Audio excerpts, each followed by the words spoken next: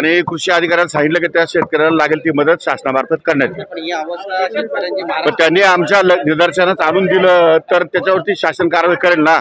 आमच्या निदर्शनास आलेलं नाही, कुणी तो व्हिडिओ व्हायरल केलेला आहे, पण त्या संदर्भामध्ये त्या शेतकऱ्याला मदत करण्याची शासनाची भूमिका आहे।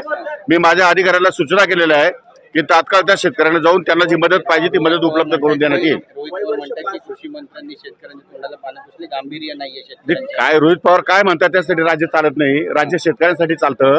तेव्हा शेतकऱ्यांची जी अडचण असेल त्यांनी जर आमच्या विभागाशी संपर्क साधला तर त्यांना तात्काळ मदत उपलब्ध करून देण्यात येईल। काल नाना पटोले यांनी ज्या पद्धतीने हो, त्यांना मी माझ्या कृषी अधिकाऱ्याला संपर्क साधायला लावलेला आहे। नाना पटोले यांना एक दिवसासाठी सस्पेंड व्हावं लागलं, त्यांनी राजदंडाला हात सुद्धा लावला या शेतकऱ्यांच्या मुद्द्यावरून। आज देखील नाना पटोलेंनी जे काही निर्णय घेतला आहे, नाना पटोलेंनी असे वादग्रस्त निर्णय अनेक वेळा घेतलेले आहेत, त्यामुळे त्याचं काही फार वैशिष्ट्य वाटण्याचं कारण नाही। वाईट एका गोष्टीचं वाटतं की जयंत पाटील सारखे माणसं आणि उद्धव ठाकरेच्या नेते सारखे माणसं ते नाना पटोलेचे पाठराखण करतात।